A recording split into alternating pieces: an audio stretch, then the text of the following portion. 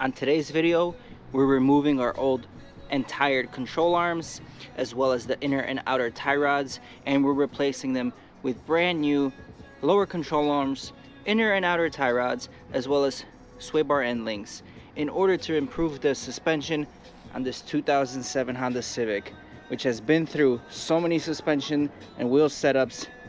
It really deserves a nice refresh. So keep watching the entire video to see how I do it. And it's really easy. I removed this whole thing in about 30 minutes. Alright, so we did the driver's side the other day already. Everything came out pretty good, and it was a very simple and fast, efficient installation. Now, today's another day. I'm going to be showing you guys what to do in order to remove all these components. Now again, we are replacing the factory lower control arm. We are replacing the outer tie rod end, as well as the inner tie rod end, the ball joint right over here. That is all getting replaced. We also do have some sway bar end links. However, currently we're not running a sway bar in the front due to us fixing a lot of the suspension noises on the vehicle. But yes, at this time is a great time to install your sway bar end links. So I'm gonna walk you guys through the steps here, and hopefully it helps you guys if you're doing this project. The first and foremost thing that saved me the most time are tools, and I rented these in AutoZone. So this one is a master inner tie rod tool set. This is what you need, and I'll show you later how to use it. Comes in very handy. And then the second thing I did was the ball joint separator. This is something you will need to take the outer tie rod off and the ball joint, and it makes everything a breeze. So these two pretty much are a highly recommended item in order to get this job done efficiently. Now, first thing I'm doing here is I'm breaking this nut loose from the inner and outer tie rod end. I'm putting in the 19 mil right over here on the inner tie rod, and using a adjustable wrench, we're gonna break this one loose by spinning it counterclockwise. Once that is loose, you're also gonna have to remove this boot right over here. So there's a clip you're gonna squeeze in and remove, and there's also a very tricky clip on the inside of the rack and pinion. That one is a very tricky one, and mostly it is not reusable. So I'll show you guys how I get around that. Coming around here, your outer tie rod end, there's a safety pin that you have to remove, and using a 19 mil socket or a wrench, you're gonna undo it counterclockwise. Great, everything is loosened. Now going to the lower control arm, there's a 17 mil bolt right over here that holds this part of the frame, and right over here you have a 14 mil bolt that also holds the lower control arm. So those got out quite easily. Make sure you guys pre-lubricate these things. Going down over here, you got another set of 17 millimeter bolts holding the lower ball joint into place to the lower control arm. So 3 17 mils, we loosen them up. And then going into the lower ball joint, once again, you have a safety pin that we removed from the ball joint right over here. And then while everything is connected, this is the easiest time to put another 19 mil wrench on there and loosen it up. So again, using lubricant, which I highly recommend using this one. I've been using this, and it's saved me quite a bit of times with my coilovers and all these old worn components, as well as a propane torch. I'm just lighting up the bolt, getting some heat in it, spraying it with some lubricant, and then everything is coming off just fine. So I got all these components loose already at this point. So the next thing to do is start removing them, and I'll show you how to use that ball joint separator, and later I'm going to show you how to use that inner tie rod tool to easily get rid of that joint.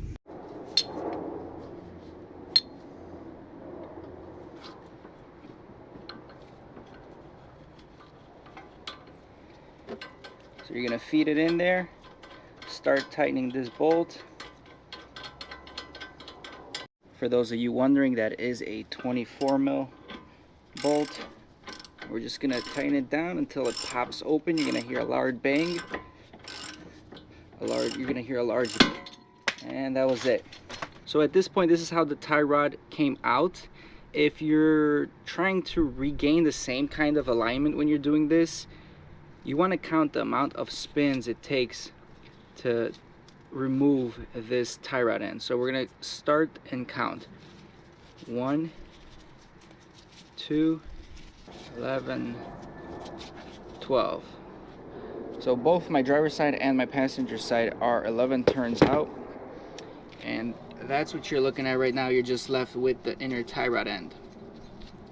So before we take that inner tie rod end, I want to continue undoing the bolts on the lower control arm and dropping the lower control arm first. That way it gives me more room to play around with that inner tie rod end.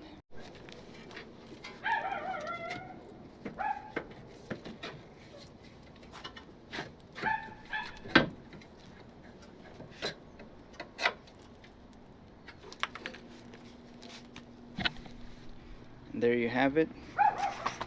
The control arm is removed.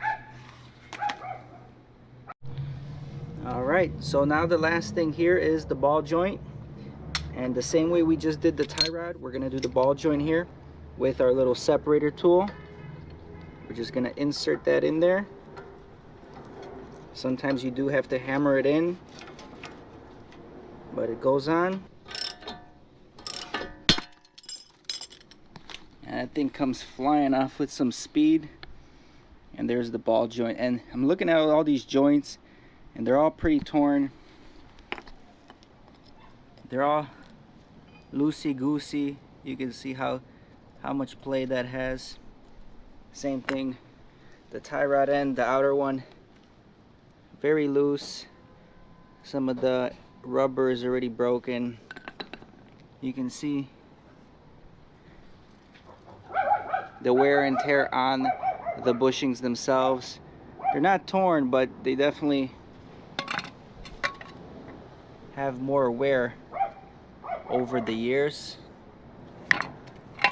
And these side ones just look even worse, so I'm glad to be replacing it with the new setup.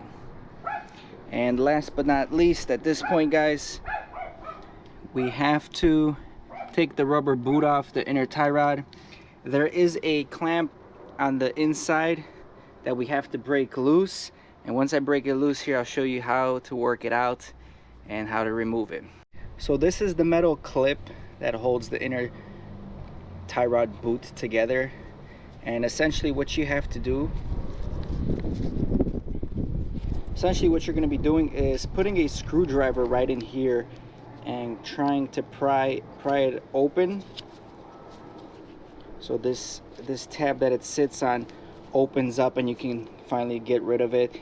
I did actually reuse the one on the driver's side, but honestly you could probably put a heavy-duty zip tie on the inside and you'll be fine with that. So at that point you can put some grease right here and slide the boot out right there, and there is your inner tie rod.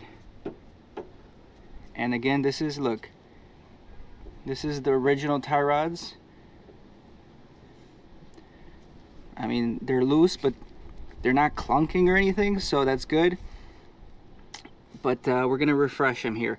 And one tip to get a little bit more space right around this area is to turn the steering wheel towards the left side if you're doing the passenger side, and turn the steering wheel to the right side if you're doing the driver's side, to get yourself a little bit more space, because the rack and pinion pushes it this way. And this is the point in time where I'm going to tell you guys how to use that new tool that we rented in order to remove this joint. The first thing we want to do is actually punch in that tab right there. There's two sides, and there's two tabs right there that are punched in. So what we're gonna do is take a screwdriver here.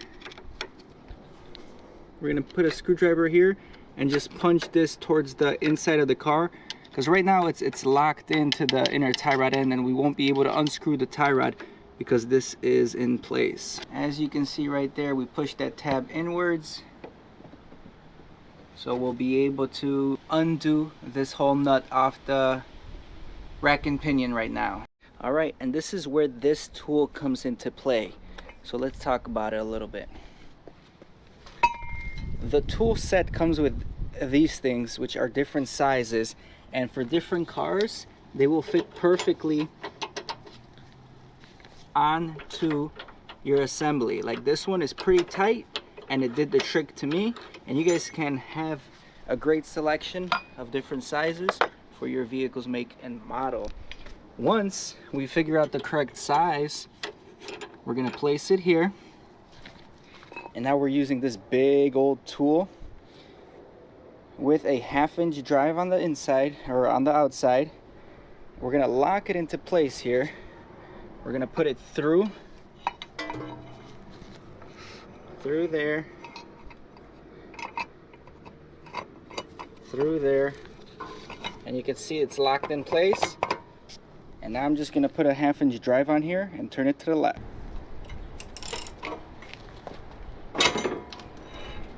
Just like that.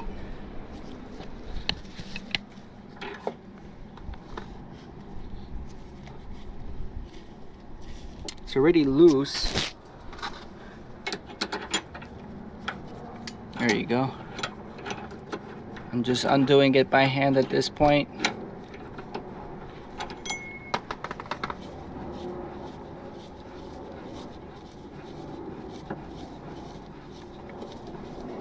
Now I'll tell you guys, this was the scariest part for me, just looking at these videos online and how to do it, but very easy for the most part, again with the right tools. And you just see that ball joint pretty loose compared to the new ones, which won't even move. So let me get all this assembled here, clean some of these components off, and then we'll go and reinstall everything in the reverse order. So the new parts, as you can see, are pre-lubed, and there's literally no play in this ball joint. I can't even move it, so that means it's nice and solid in there. This is the locking tab I told you guys about in the inner tie rod, and I'll show you exactly where it locks into place. You can see it. There's some cutouts right over there. They align with these cutouts here, and it prevents it from getting loose. So what you're gonna do that is tighten that in between the inner tie rod and the rack and pinion, and then when you guys do have them assembled and tight, you see these tabs right there. You see that? You bend this outward, so it kind of wraps around that lip, both on the inside and the outside. And let me show you the old one. You see the old one we bent out in order to remove the tie rod end. So now we're going to do it backwards and bend it the other way. Hope you guys are understanding what I'm trying to say. So I've been trying to double check the subframe alignment marks. As you can see here, there's a horn that sticks down, and this will tell you whether the subframe is too much forward or backwards, and also the height of the subframe will be able to be determined here. And I definitely improve that subframe height with those spacers. You can kind of see it right there, how much we raised it. It was much lower beforehand, and I'm just gonna compare the opposite side, which was never in any kind of accident. You can see the height right over there. I'm trying to get it as similar as possible between the driver and passenger side, and we're definitely making a big improvement. Much better than what it currently was beforehand. We got pretty much the car aligned and the height of the chassis is aligned. So progress.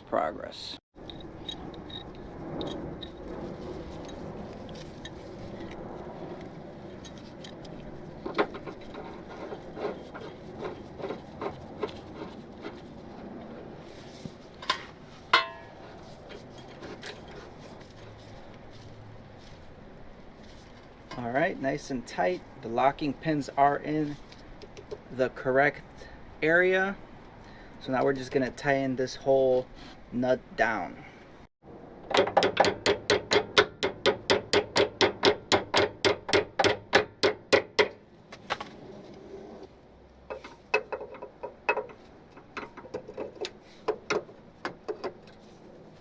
All right, and at this point, I'm just gonna tighten it down by hand.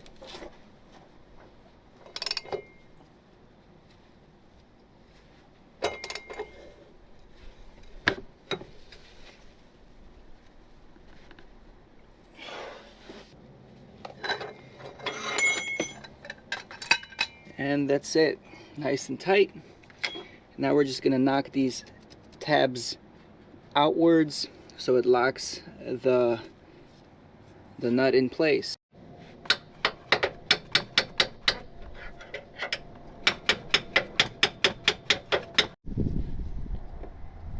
All right, looks pretty solid. So it's good. My rack and pinion is definitely not leaking, because if you were to remove your inner boot and you have like nothing but transmission or power steering fluid, you know you do have a leak, but I'm okay. So I am gonna reinstall this boot right now, and again we're gonna try to reuse this one at the end here, but if we're not gonna be able to, we're just gonna do a zip tie, go from there. There's not much room. All right, so that's all in place. Let's connect the tie rod end, and then we'll install the lower ball joint slowly but surely. At this point, you're gonna count the same amount of turns that you removed it, the same amount of turns forward. So it was 12, so we're gonna start from the top. 1, 2. This will go into here, but we're not gonna put it in just yet. We're gonna get our control arm in nice and fresh, reinstall it. One thing I do not like about this set is the fact that some of these nuts and bolts are not the same size as the original OEM ones. So if I'm using, let's say, a 17 mil for the lower ball joints, this one might be an 18 or something of that nature. It just sucks. You got to get more tools out, but it's a small complaint, but it would be a little bit easier if it all came matching.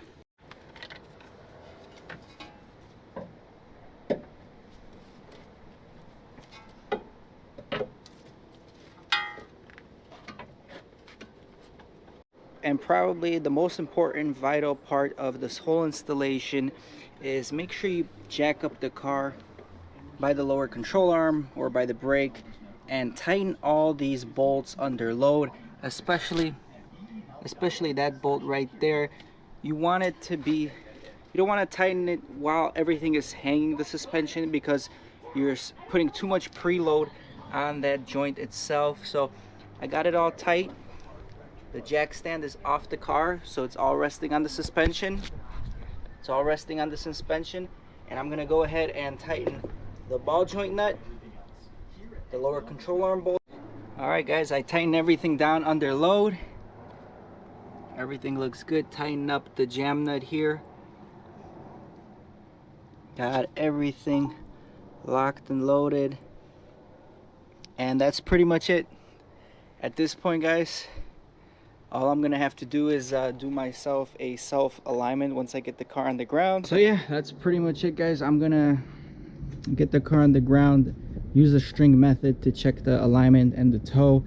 I've kind of been messing around with it because of the frame, and I've been getting to know how to dial it in a little bit as far as that regards. I'm gonna get it to the best of my ability here to get it straight and the car not having much toe.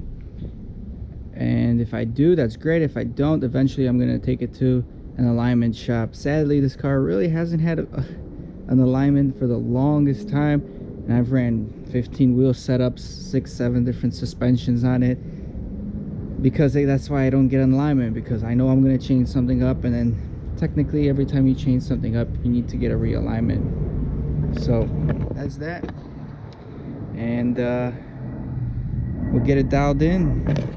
Hopefully this video helped you guys out. Smash the like button, subscribe to the channel, and I hope I can dial this thing in. Peace.